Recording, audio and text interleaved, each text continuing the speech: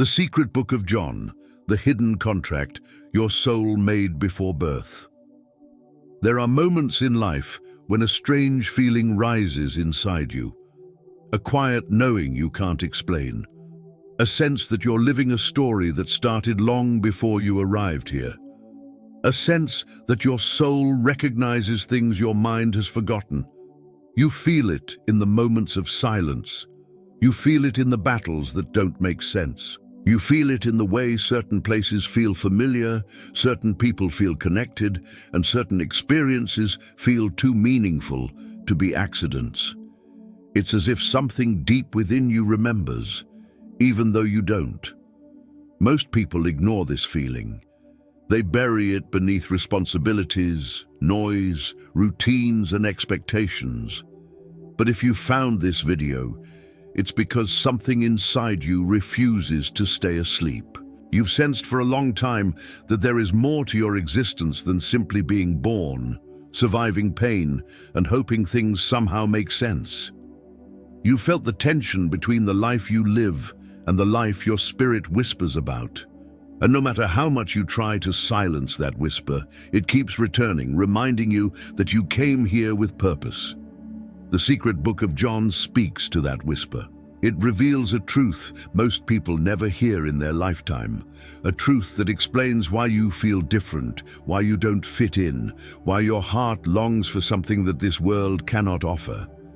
According to this ancient text, your soul did not simply appear on earth by accident. Before your birth, before your first breath, before your mind was formed, your soul stood in the presence of God.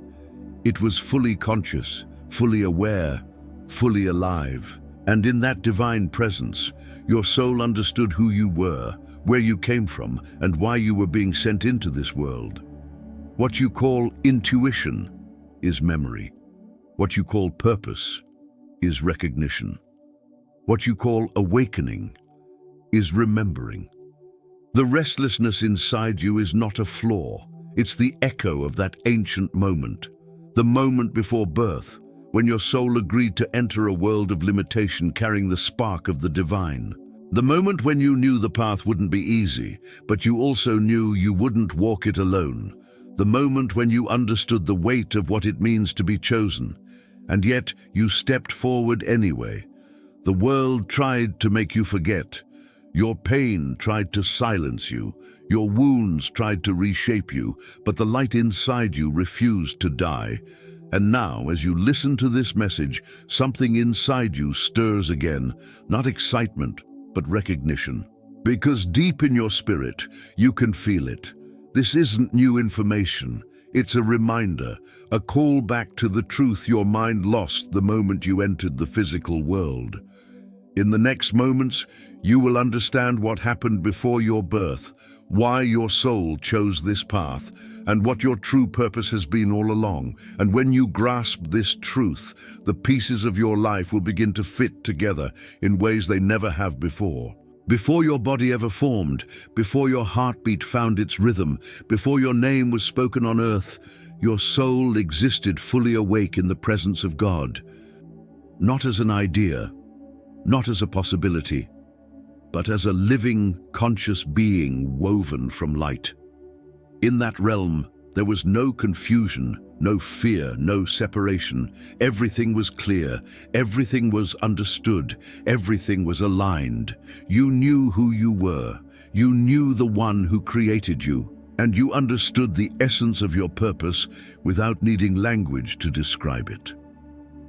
The secret book of John speaks of a moment when the soul, still untouched by the weight of the world, stands before the divine source, fully aware of its origin. It is a moment of perfect clarity, a moment where identity is not formed by wounds, expectations, or external voices, but by truth itself. The soul sees God not as a distant judge, but as the very light from which it was formed. And in that presence, you understood something that now feels distant. You were created intentionally. In that moment before birth, your soul was awake in ways your physical mind cannot yet comprehend. You understood that your existence had meaning. You understood that your journey would matter. You understood that entering the world would not erase your divine origin, only veil it.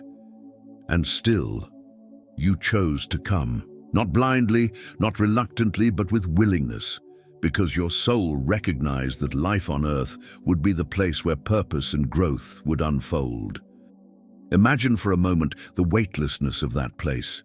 No trauma shaping your identity, no fear influencing your decisions, no voices drowning out your truth, only the presence of God surrounding you, filling you, speaking to you without words. You were aware of the love that formed you. You were aware of the light that sustained you. And you were aware of the mission that awaited you beyond the veil of birth. This awakening also carried something else: recognition. You recognized that entering the physical world would require courage. You understood that Earth is a realm of limitation, forgetting and separation, a realm where truth is not always visible, and darkness tries to silence the divine spark within every soul. You understood the weight of being sent into a world where you would have to rediscover who you are. And yet you accepted the assignment because something inside you already carried the strength to endure it. There was no fear in that moment, only readiness. A readiness your physical self no longer remembers, but your spirit still carries. That quiet resilience inside you, the one that pushes you to keep going even when everything feels heavy, is the echo of the soul that stood fearlessly in the presence of God. The one that said, "I will go, I will learn, I will return with wisdom I could only gain through experience." The soul's awakening is not a mystical fantasy. It is the explanation for why you have always felt that you were meant for something more, why the world has never fully satisfied you, why certain moments stir something ancient inside your chest, a feeling that you have been here before, that you came with intention, that you carry a light deeper than your wounds. That awareness didn't begin on earth, it began in eternity, and though your mind has forgotten, your soul has not. This is why certain truths pierce you, why certain experiences shake you awake, why certain spiritual moments feel like remembering instead of learning. It is the memory of the moment before birth, the moment when your soul stood before God, fully aware of the path ahead. And now that you have remembered the awakening, it is time to understand what happened next. The choice your soul made when it was shown the journey it would walk. After awakening in the presence of God, the soul enters a moment that ancient texts describe as a council. Not a council of judgment, but a council of purpose. It is the moment when the soul is shown the broad contours of its earthly journey. Not every detail, not every event, not every twist of the story, but the essential lessons, the experiences that would shape its growth, and the challenges that would awaken its strength. This is the part most people never imagine. Your soul did not come to earth blindly. It came with intention. In this sacred meeting, the soul understands the architecture of its mission. It's shown the kind of heart it will need to develop, the kind of resilience it will need to carry, the kind of compassion it will need to embody. It is shown the wounds that will shape empathy, the battles that will shape endurance, the losses that will shape wisdom. None of this is forced. None of this is punishment. It is preparation, the kind only possible through human experience. This is the moment when the soul recognizes the weight of what it is about to enter. The physical world is not an easy place. It is a realm where truth is hidden behind illusion, where identity is challenged by circumstance, where purpose is easily drowned in noise. The soul sees the obstacles ahead, the pain, the confusion, the forgetting, the pressure of human existence. And even with full awareness of these challenges, something inside the soul says yes. That yes is not impulsive, it is rooted in understanding. The soul knows that the lessons it will learn on earth cannot be learned anywhere else. Growth in the unseen realm is pure, but growth in the physical realm is transformative. Only through resistance does strength emerge. Only through heartbreak does compassion deepen. Only through limitation does faith expand. Only through forgetting does remembering become powerful. The soul chooses this journey because it understands what it will gain, not in comfort, but in character. The council is also where the soul is shown the kind of light it will carry. Some souls come to learn peace, some come to learn courage, some come to break generational cycles, some come to awaken others, some come to carry mercy, some come to carry wisdom. Each soul is entrusted with a specific expression of God's nature to cultivate and reveal on earth. This becomes the foundation of the soul's contract, the divine purpose woven into the journey long before the first breath. And yet, even knowing all this, the soul is also shown something profound. It will forget. It will forget the counsel. It will forget the purpose. It will forget the strength it carried. It will forget the courage it possessed. It will forget the light that burns within it. This amnesia is not a flaw. It is part of the design. Without forgetting, free will would not exist. Without free will, love would not be authentic. Without searching, finding would lose meaning. This is why the soul must choose the path with full awareness, so that one day, when the remembering begins, the soul recognizes the truth it once knew. The journey is designed to bring you back to what was already written within you, not through force, but through awakening. The council does not show you names, places, or dates. It shows you themes. It shows you the essence of who you must become. This is why certain experiences feel inevitable. This is why certain patterns follow you. This is why certain challenges return until you outgrow them. It is not fate controlling you, it is purpose shaping you. The council whispered the direction, and life has been guiding you toward it ever since. When the soul agrees to the path, something remarkable happens. The descent begins. The light prepares to enter shadow. Eternity prepares to step into time. The infinite prepares to slip through the narrow doorway of birth, and in that transition, something sacred occurs.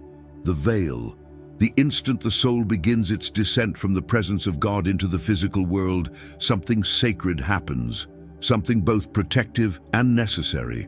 A veil falls, not a punishment, not a barrier meant to harm you, but a divine boundary designed to allow your earthly experience to unfold authentically. The soul must forget in order to truly learn, truly choose, truly awaken. Memory would make the journey effortless, but effortless journeys produce no transformation. The veil is what makes life feel confusing at times. It's why you feel disconnected from your purpose, even when you're walking directly into it. It's why you spend years searching for meaning, longing for something you can't fully describe. This is the spiritual amnesia that the ancient texts, including the secret book of John, speak about. You did not forget because you failed. You forgot because remembering too soon would prevent the growth you came here to experience.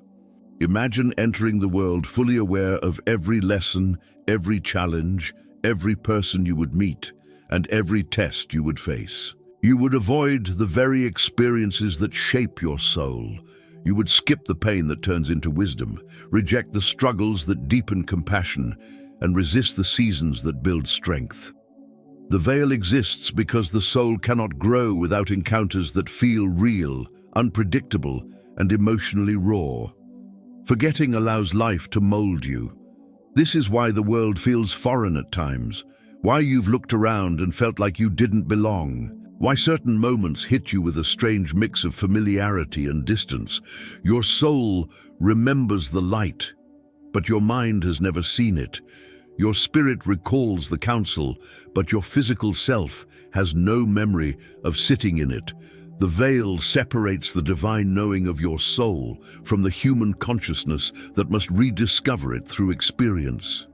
The forgetting also protects your free will. If you remembered every detail, every spiritual truth, every pre-birth agreement, you wouldn't be choosing growth. You would be following instructions. Love would become obligation. Faith would become certainty. Courage would become knowledge. Forgetting ensures that every awakening is genuine, every step forward is voluntary, and every moment of growth is earned through personal encounter. But the veil is not perfect. Light leaks through it. Spiritual memory slips past it. This is why certain people feel instantly familiar. It's why certain struggles feel strangely significant. It's why a single sentence, a song, a moment, or a verse of scripture can awaken something ancient inside you.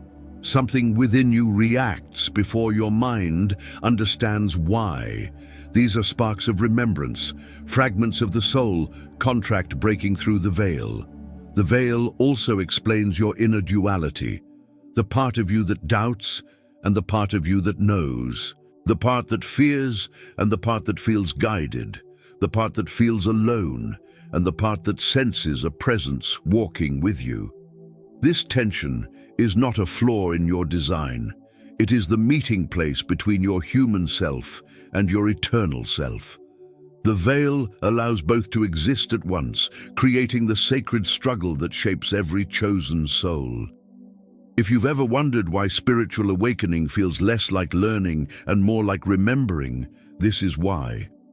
The truth was never gone. It was simply hidden beneath the veil, waiting for the right moment to emerge, often through pain, loss, longing, or divine encounters that interrupt your ordinary life.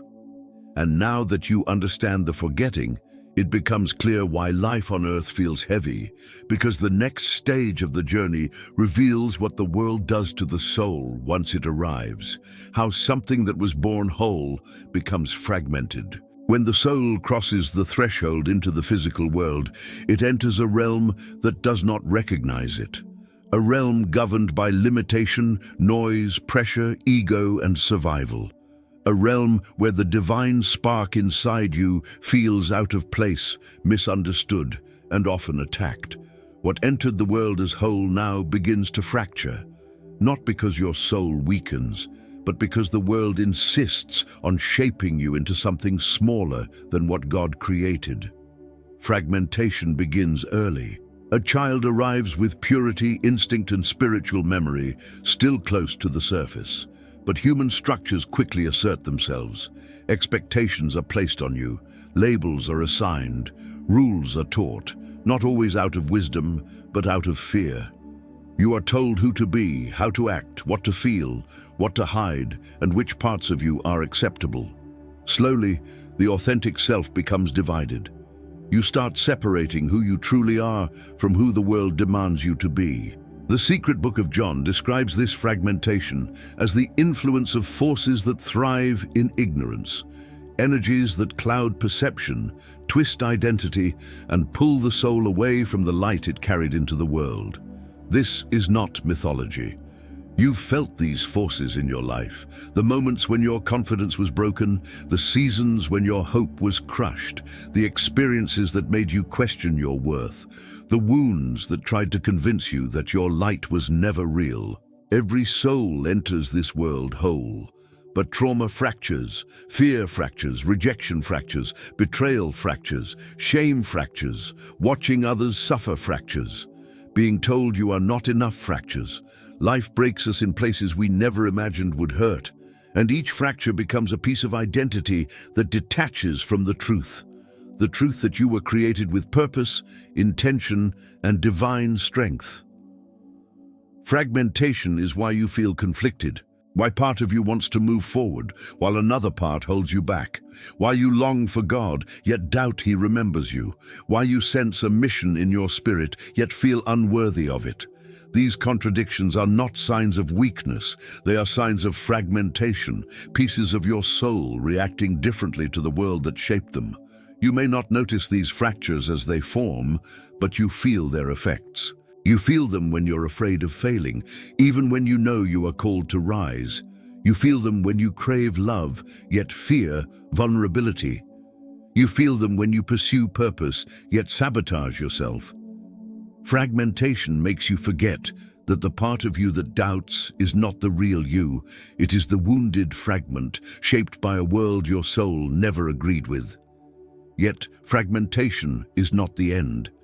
Hidden beneath every wound is the same divine spark you carried from God's presence. The spark that cannot be destroyed. The spark that remembers who you truly are. The spark that whispers truth in the silence, even when every external voice tries to tell you the opposite. The fragmented self is not your permanent identity.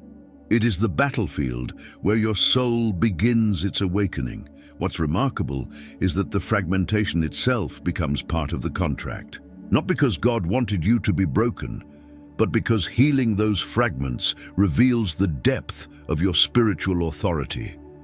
Through the cracks, the light returns. Through the pain, the wisdom forms. Through the struggle, the true self re-emerges. Every fragment that is healed becomes a piece of your power. But fragmentation has another purpose. It exposes the presence of something that works actively against your remembering. Forces that do not want you to reclaim your original identity. Forces that thrive when you doubt, question, or forget.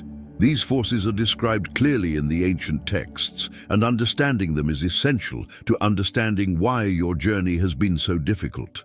The moment the soul enters the world, it is not only met with the weight of human experience, it is met with opposition.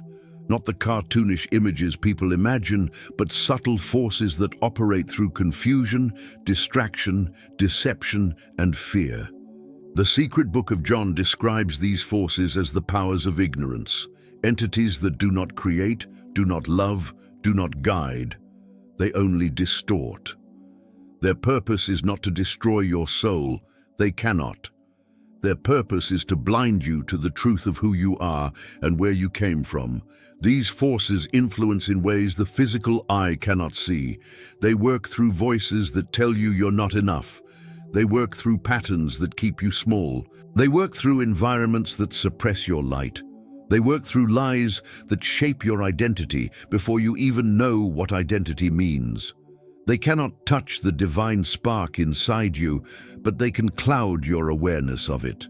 This is their only strategy, to make you forget. You've felt this battle. You felt it in seasons when you were surrounded by negativity that drained your spirit.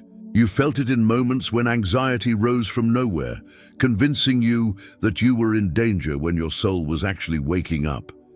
You felt it in the way certain temptations, distractions, or destructive habits pulled you off the path that part of you knew was right.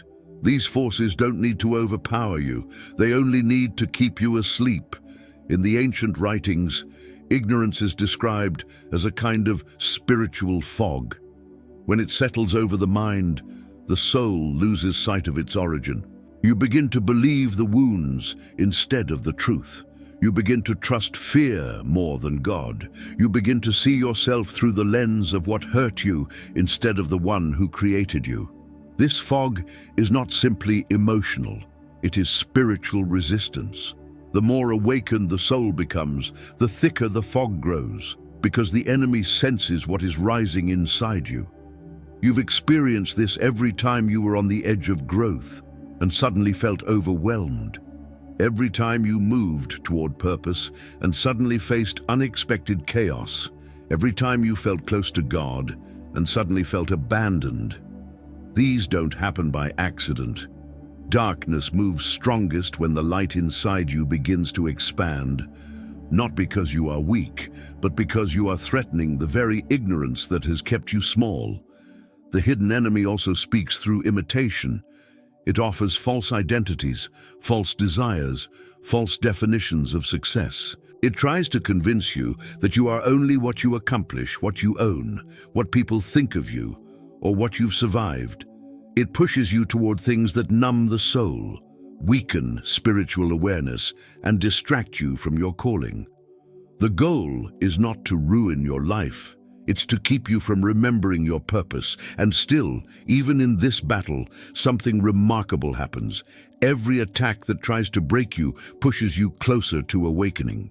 Every deception that tries to blind you eventually leads you to search for truth. Every wound that was meant to silence you eventually becomes the doorway God uses to call you back. The enemy tries to hide who you are, but the pressure it creates becomes the very trigger that makes you seek God again. What the hidden enemy fears most is not your failure, it is your remembering. Because the moment you remember who you are, the battle shifts. Fear loses its influence. Shame loses its grip. Confusion loses its power. When the soul remembers, darkness cannot manipulate it. When the soul remembers, every lie is exposed. When the soul remembers, the contract begins to activate. The resistance you've felt throughout your life is not a sign that you're losing. It's a sign that your soul is dangerous to the forces that profit from your forgetfulness. The more intense the battle, the closer you are to awakening. And awakening begins with something subtle, something you may have felt already, the signs that your spirit is starting to remember. Awakening never happens all at once. It begins quietly, almost secretly, in the inner world. Your spirit starts to stir long before your mind understands what is happening. This is why the first signs of remembering feel confusing. You sense something shifting inside you, but you can't name it. You feel pulled towards something deeper, but you don't know why. The remembering begins as a whisper, the same whisper your soul heard before birth, now breaking through the veil to call you back to yourself. One of the first signs is an unexplainable restlessness, not anxiety, not impatience, but a spiritual discomfort with the life you once accepted. The routines that felt normal begin to feel empty. The environments you tolerated begin to drain you. The relationships that once held your attention begin to feel misaligned. This is the soul rejecting what no longer matches its truth. It is the moment when something deep within you says, "I cannot stay the same." Another sign is a heightened sensitivity, not fragility, but awareness. You start noticing things you overlooked before. The emotions behind people's words, the energy of a room, the true intentions hidden beneath actions. You feel more deeply. You discern more quickly. You sense when something is wrong, even without evidence, and you sense when something is right, even when you can't explain it. This is the spiritual intelligence you carried before birth returning to the surface. You may also experience flashes of recognition, moments when something inside you reacts faster than your mind can process. A place you've never been feels familiar. A stranger feels significant. A sentence feels like it was spoken directly to you. A moment in prayer feels like remembering instead of asking. These are fragments of your soul contract, surfacing through intuition, guiding you back to the path you chose long ago. Dreams can also become more vivid, symbolic, or intense. You may see patterns, messages, or scenes that feel meaningful even if you don't fully understand them. The soul often speaks through dreams because the veil weakens when the mind is quiet. Dreams remind you that your inner world is older and wiser than your consciousness realizes. They are not random. They are reflections of the deeper truth your spirit carries. Another unmistakable sign is the sudden desire for truth, not information, truth. You feel drawn to scripture, to spiritual insights, to stories that reveal hidden wisdom. You question beliefs you once accepted without thinking. You feel compelled to seek answers to questions you never thought to ask. This hunger is the soul's way of telling you, you are ready. When the desire for truth awakens, it is because the spirit has begun its return to the light. Relationships also shift during remembering. Some people fall away effortlessly, not because something went wrong, but because your spirit is rising to a level they are not willing to walk toward. Others enter your life at the exact moment you need them, carrying clarity, healing, or guidance. These aren't coincidences. They are alignments. The remembering rearranges your connections so your future no longer carries the weight of your past. And then there is the sign most people overlook, an increasing sense of spiritual tension. The more you awaken, the more resistance you feel, not because you are on the wrong path, but because you are on the right one. Darkness always stirs when a chosen soul begins to remember. Every distraction, every doubt, every sudden wave of fear is a sign that your awakening threatens the ignorance that once held you. The resistance is confirmation that your spirit is rising. Remembering is not dramatic. It is not loud. It is gentle, steady, persistent. It is the soul reclaiming the fragments that life scattered. It is the inner self realigning with the original contract. It is the beginning of a transformation that nothing and no one can stop once it starts. And as the spirit awakens, something else begins to happen. The inner voice, the one you've ignored, questioned, or misunderstood, begins to grow stronger. Not imagination, not emotion, but the same voice that guided your soul before it entered the world. As the soul begins to remember, something powerful awakens inside you, a voice that has been with you since the beginning, yet often drowned out by the world. It is not loud, it does not shout, it does not force. It moves with quiet authority, steady clarity, and a depth that bypasses logic.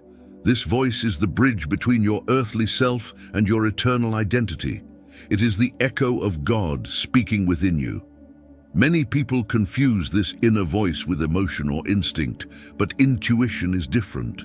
Emotion reacts, instinct protects, intuition reveals. It is the whisper that rises in moments of silence, the gentle nudge that warns you, the sudden clarity that appears without explanation. This is not coincidence.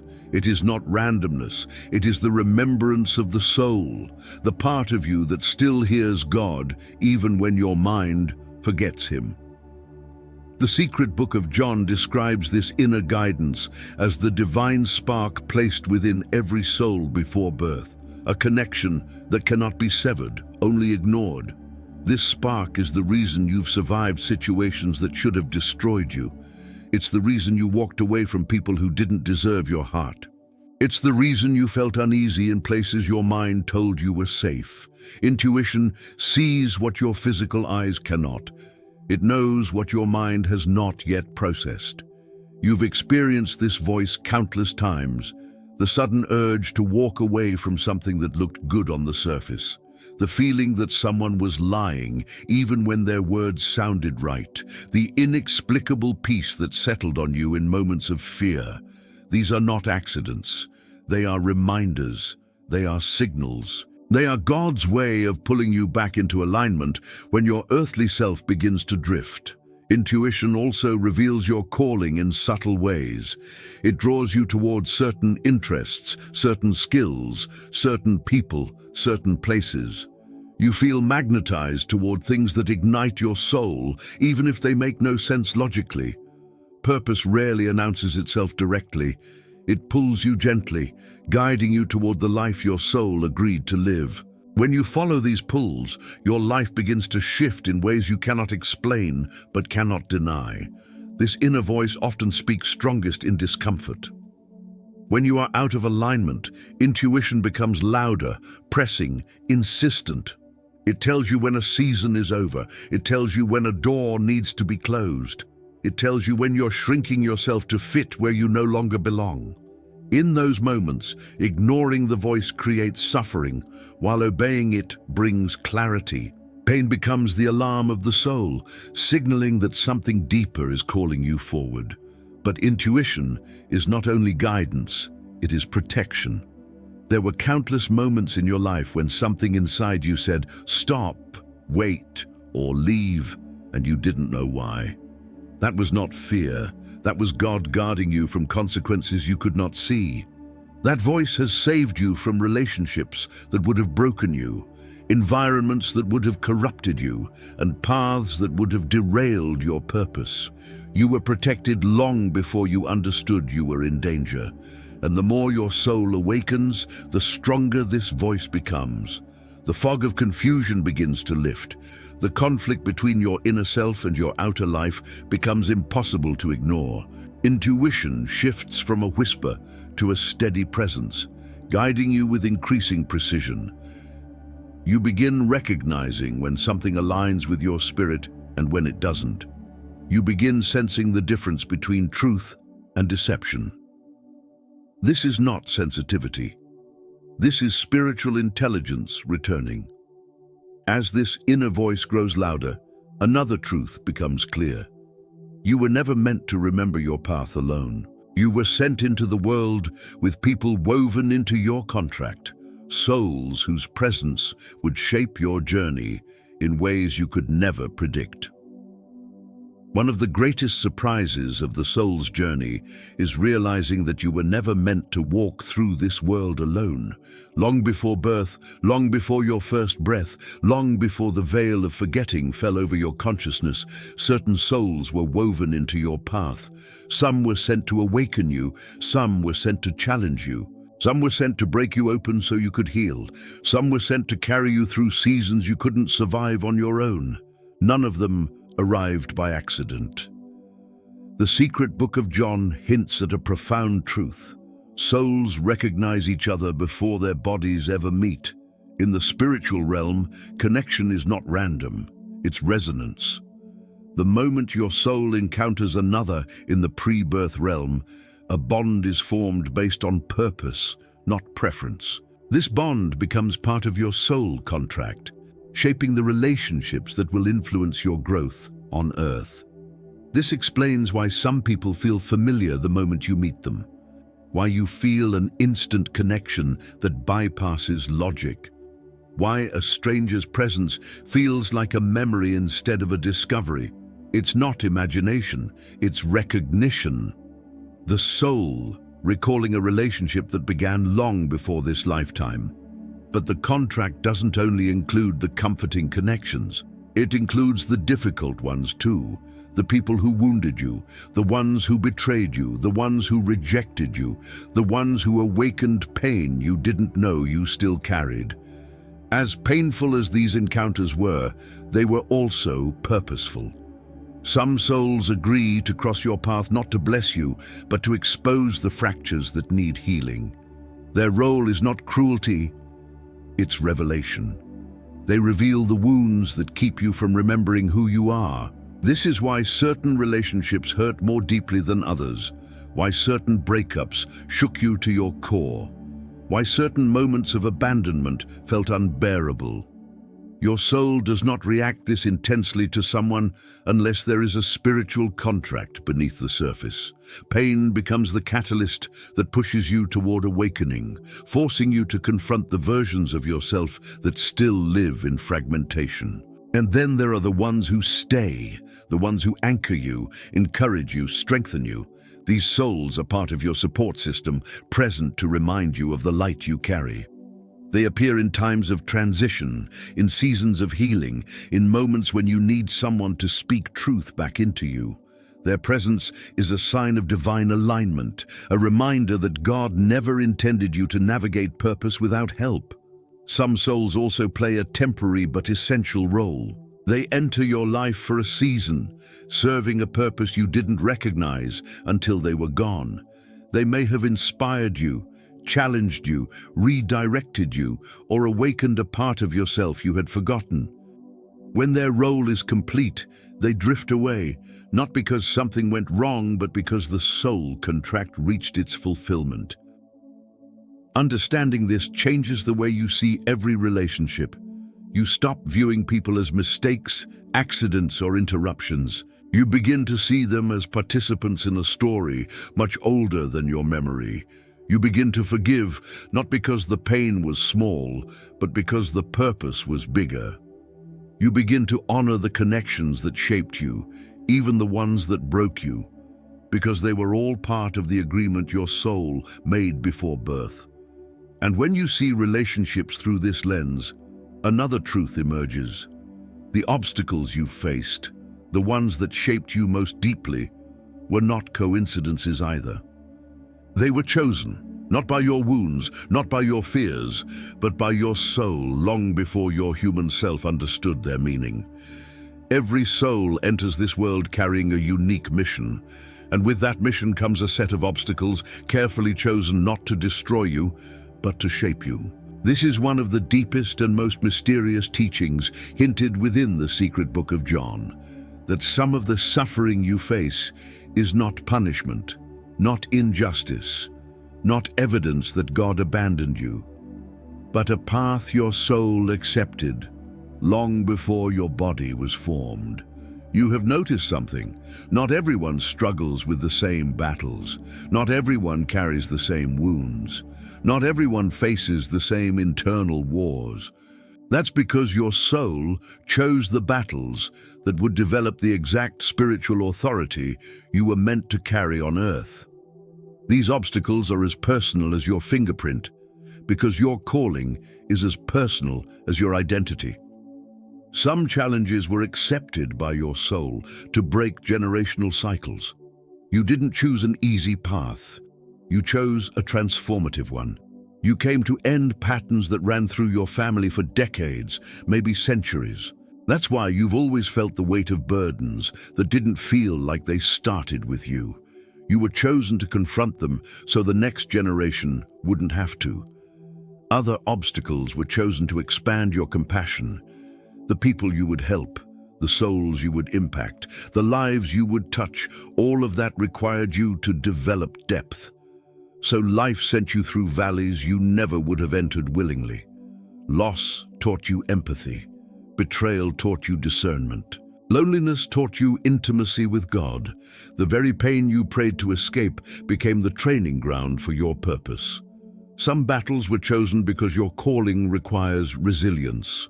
Not the superficial kind that quotes verses but collapses under pressure, but the kind of strength that can only be forged by surviving what once tried to break you. Heaven knew your future. Heaven knew the weight you would carry. Heaven knew the doors you would walk through. So your soul accepted a level of refinement that would prepare you for the impact your life was destined to make. And then there are the battles you never understood, the ones that felt cruel, unfair, senseless, the tears you cried in the dark, the disappointments that froze you, the unanswered prayers that shook your faith, the silence that felt like abandonment. These experiences weren't chosen because you needed to suffer.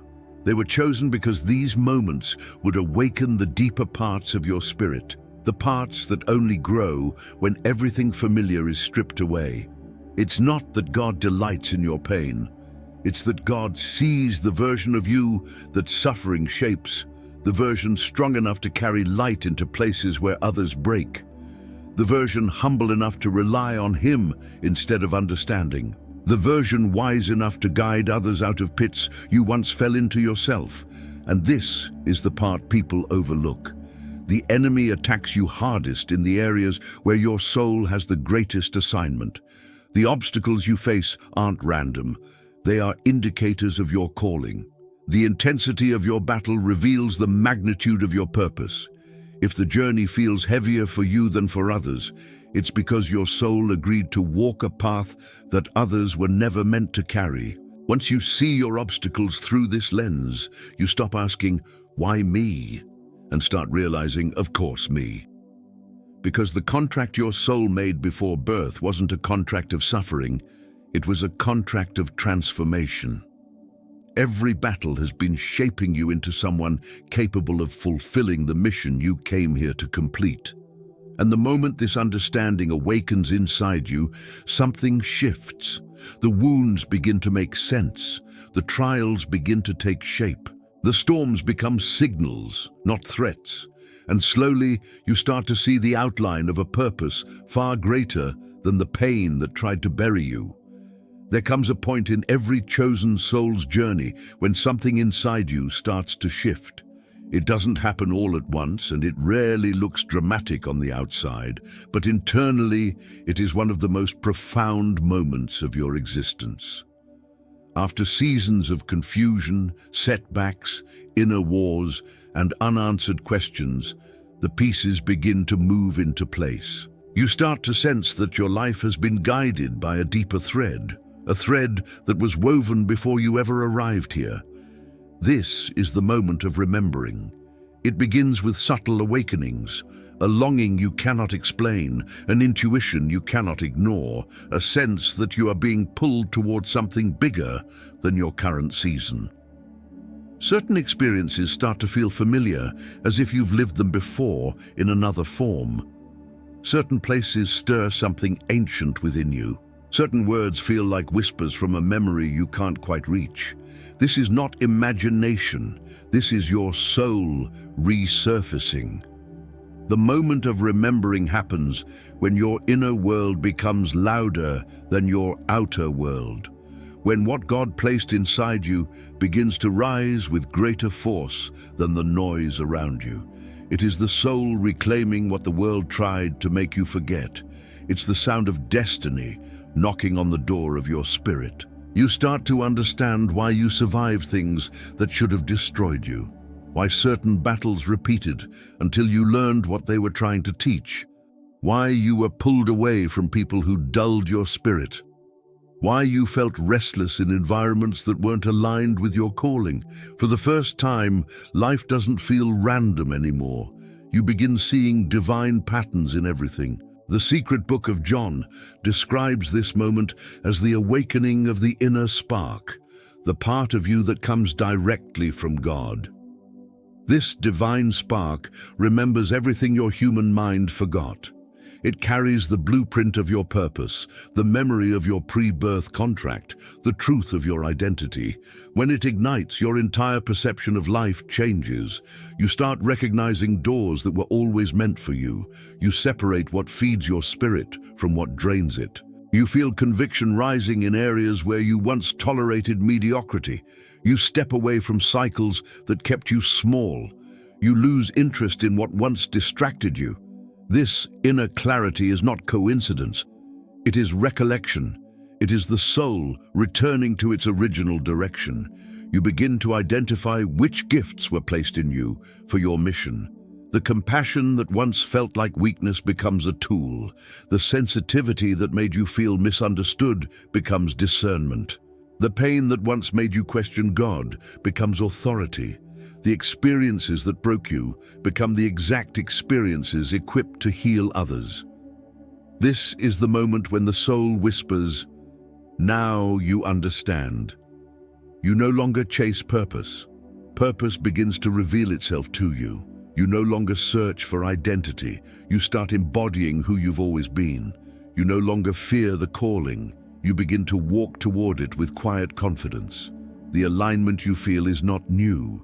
It is ancient. It is the unfolding of a contract written in the presence of God before your birth. And once this awakening begins, nothing in your life remains the same. You can't go back to ignorance. You can't pretend you don't know. You can't return to versions of yourself that no longer fit. The moment of remembering is irreversible. It is the soul stepping into the light it was created to carry. And as this awareness solidifies, another truth emerges, quietly but powerfully. Your life now moves from awakening into responsibility. Remembering who you are is only the beginning. The next step is living according to the mission your soul came here to fulfill. When the soul reaches the stage of remembering, a new chapter begins. The chapter of alignment, responsibility, and embodiment. This is where the hidden contract starts unfolding not as an idea, but as a lived reality. You begin to understand that every gift you carry, every battle you endured, every longing that refused to leave you, was preparing you for this moment. The moment of stepping into the life your soul agreed to live before you were born. Fulfilling the contract doesn't look like perfection. It looks like obedience. It looks like choosing purpose over comfort, integrity over approval, calling over convenience. You begin to feel a deep inner urge to stop delaying what God has been whispering to you for years. The distractions lose their power. The doubts lose their volume. The fears lose their authority. Something inside you becomes steady, anchored, awake. This is the stage where your choices begin to align with your original design. What once felt forced now feels natural. The actions you avoided for years suddenly feel necessary. You start addressing the wounds you once ran from. You cut ties with patterns that diluted your spirit. You embrace habits that build strength instead of chaos. You step into environments that nurture your calling. You finally start living from the soul instead of the ego. Fulfilling the contract also means accepting that your mission might not look like anyone else's. Some are called to lead, some are called to heal, some are called to create, some are called to intercede, some are called to speak, some are called to serve quietly. Every calling is sacred because every calling is part of God's design. When you stop comparing your journey to others, you free yourself to walk fully in the path heaven assigned to you, and something profound happens during this stage. You realize that the things you thought were weaknesses were actually tools. Your sensitivity becomes your discernment, your suffering becomes your testimony, your seasons of silence become your training. Your loneliness becomes the place where God rebuilt your identity. Everything you lived is now woven into your purpose, and you begin fulfilling the contract not through effort, but through authenticity. This is also when spiritual authority begins to form, not authority built on titles or recognition, but authority built through experience. You can guide others out of darkness because you know the terrain. You can comfort the broken because you've been broken too. You can speak truth with weight because you lived through the lies that once tried to silence you. This is the authority of the awakened soul. The authority of someone who remembers where they came from. Fulfilling the contract means becoming the version of yourself that God intended before trauma, fear, and conditioning tried to rewrite your identity. It means choosing healing even when staying wounded feels familiar. It means embracing courage even when fear feels safe. It means stepping into purpose even when the path feels uncertain. This is where the soul stops surviving and starts creating. And here is the truth no one tells you. When you begin living according to your soul's original mission, you start experiencing a peace that doesn't make sense, a clarity that can't be shaken, a strength you didn't know you possessed, a confidence that doesn't come from ego, but from alignment. This is the fruit of fulfilling what you were created to do.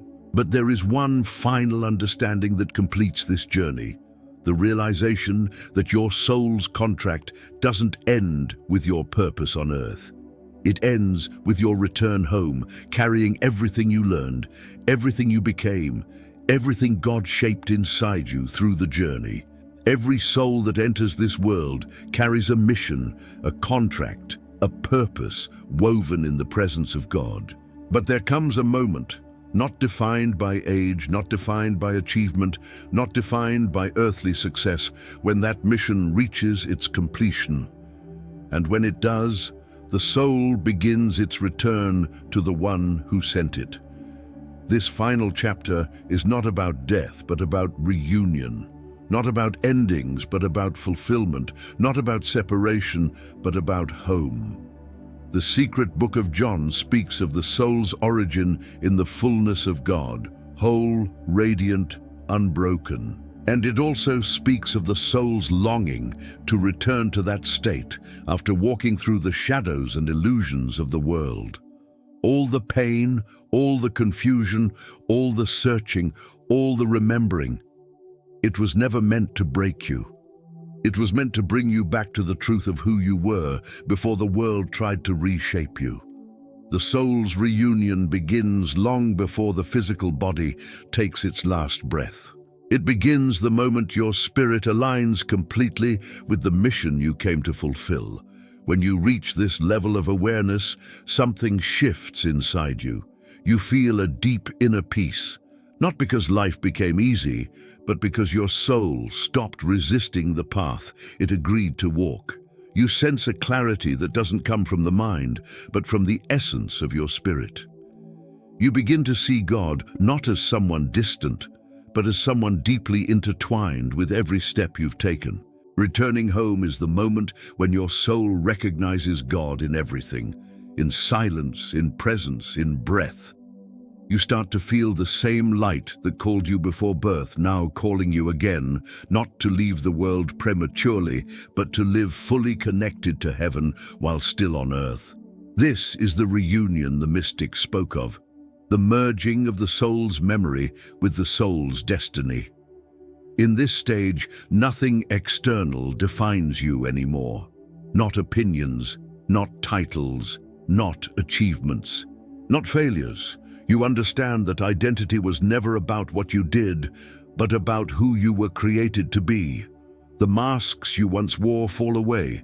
The fears that once controlled you lose their grip. The wounds that once defined you become healed places where light passes through. The soul begins to reflect God more clearly because everything that wasn't you has been burned away. And then comes the greatest revelation. The return home is not a place. It is a state of being. It is the soul resting again in the truth it knew before the world confused it. It is the awareness that God was never far, that heaven was never distant, that the divine presence that guided you before birth guided you every step of the way, even when you didn't recognize it. When the journey ends and the contract is fulfilled, the soul carries everything it has learned back to God.